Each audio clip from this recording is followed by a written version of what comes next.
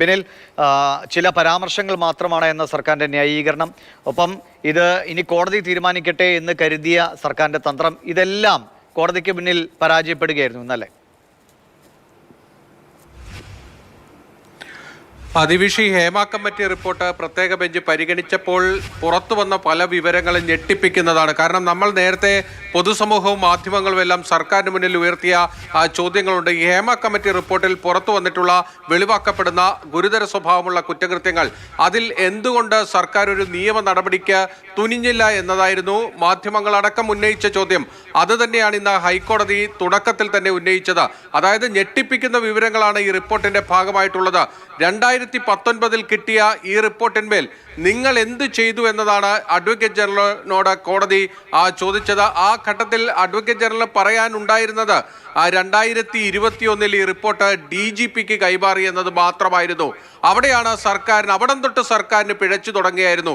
DGPക്ക് ആ report കൈമാറിയിട്ട് DGP എന്ത് ചെയ്തു എന്ന ചോദ്യം പ്രത്യേക ബെഞ്ചിൽ നിന്ന് വന്നപ്പോൾ അഡ്വക്കേറ്റ് ജനറലിന് ഒന്നും പറയാനുണ്ടായിരുന്നില്ല. DGP ഒന്നും ചെയ്തിട്ടില്ല എന്നതാണ് ഇപ്പോൾ സർക്കാരിന് മുന്നിലുള്ള രേഖ എന്നാണ് അഡ്വക്കേറ്റ് ജനറൽ കോടതിയെ അറിയിച്ചത്. അതോടുകൂടി തന്നെ കോടതി ആ വിമർശനങ്ങളുടെ സ്വരം കൂടുതൽ കടുപ്പിക്കുകയാണ് ചെയ്തത്. കാരണം ഇത്രയും ഗുരുതരമായ കുറ്റകൃത്യങ്ങൾ സർക്കാരിന് മുന്നിൽ വെളിവായി വന്നിട്ടും സംസ്ഥാന പോലീസ് മേധാവിക്ക് മുന്നിലേക്ക് വന്നിട്ടും ഒന്നും ചെയ്തില്ല എന്ന് പറയുമ്പോൾ രാജ്യത്തെ നിയമങ്ങൾ കോടതി ഓരോന്നായി ചൂണ്ടിക്കാണിക്കുകയായിരുന്നു.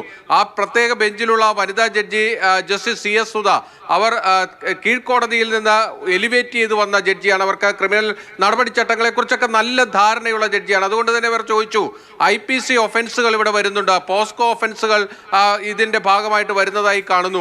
അങ്ങനെയൊക്കെ വന്നിട്ടും എന്തുകൊണ്ട് സർക്കാർ ഒരു നടപടിയും എടുത്തില്ല? നിങ്ങളുടെ മുന്നിലേക്ക് ഒരു കുറ്റകൃത്യം വെളിവായി വന്നാൽ അതിൽ തുടർ നടപടി എടുക്കേണ്ടത് നിങ്ങളുടെ ഉത്തരവാദിത്തമല്ലേ എന്ന ചോദ്യമാണ് അഡ്വക്കേറ്റ് ജനറലിനോട് നേരിട്ട് കോടതി ഉന്നയിച്ചത്. അവിടെ സർക്കാർ നിശബ്ദമായി പോവുകയാണ് ചെയ്തത്. സർക്കാരിന് പറയാനുണ്ടായിരുന്നത് ഈ റിപ്പോർട്ടിൽ ചില പരാമർശങ്ങൾ അവിടെയും ഇവിടേക്കും ഉണ്ട്, അതല്ലാതെ കൂടുതൽ കാര്യങ്ങളൊന്നുമില്ല എന്നതാണ്. അവിടെ ജസ്റ്റിസ് ജയശങ്കരൻ അത്തരം കാര്യങ്ങൾ രജിസ്റ്റർ ചെയ്ത് തന്നെ അന്വേഷണം മുന്നോട്ട് പോകണമെന്ന നിർദ്ദേശമുണ്ടോ കോടതിയിൽ? കോടതി ഇപ്പോൾ നിർദ്ദേശിച്ചിരിക്കുന്നത് ഈ റിപ്പോർട്ട് അതേപടി പ്രത്യേക അന്വേഷണ സംഘത്തിന് കൈമാറുക. പ്രത്യേക അന്വേഷണ സംഘം ഈ റിപ്പോർട്ട് വിശദമായി പരിശോധിച്ച ശേഷം ഇതിൽ FIR രജിസ്റ്റർ ചെയ്യേണ്ടതുണ്ട് എങ്കിൽ അക്കാര്യം ഹൈക്കോടതിയെ അറിയിക്കുക, തുടർ നടപടികളിലേക്ക് പോവുക. ആക്ഷൻ ടേക്കൺ റിപ്പോർട്ടാണ് കോടതി ആവശ്യപ്പെട്ടിരിക്കുന്നത്. 2 ആഴ്ചത്തെ സമയം കോടതി അനുവദിച്ചിരിക്കുന്നു. ഓണാവധിക്ക് ശേഷമായിരിക്കും ഹൈക്കോടതി ഇനി ഈ കേസ് പരിഗണിക്കുക. അപ്പോൾ പ്രത്യേക അന്വേഷണ സംഘത്തിന് ഒരു ആക്ഷൻ ടേക്കൺ റിപ്പോർട്ടുമായിട്ട് വേണം കോടതിക്ക് മുന്നിലേക്ക് എത്താൻ. അവിടെ ഈ ഹേമ കമ്മിറ്റി റിപ്പോർട്ട് പരിശോധിച്ച ശേഷം എന്തൊക്കെ നടപടികൾ എടുക്കാൻ കഴിയും എന്നത് കോടതിയിൽ അക്കമിട്ട് വിശദീകരിക്കേണ്ടി വരും.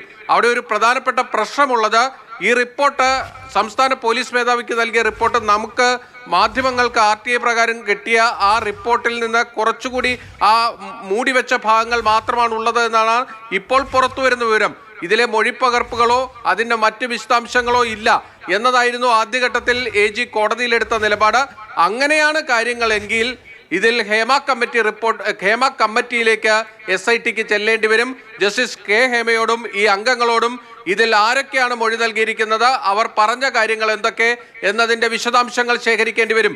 കമ്മീഷണർ ഓഫ് എൻക്വയറി ആക്ട് പ്രകാരമുള്ള ഒരു ജുഡീഷ്യൽ കമ്മീഷൻ ആയിരുന്നുവെങ്കിൽ ആ ജുഡീഷ്യൽ കമ്മീഷന് നിയമപരമായ ഒരു പ്രൊട്ടക്ഷൻ ഉണ്ട്. ആ കമ്മീഷനെ മറ്റൊരു കേസുമായി ബന്ധപ്പെട്ടും പരിശോധിക്കാനോ മൊഴിയെടുക്കാനോ കഴിയില്ല.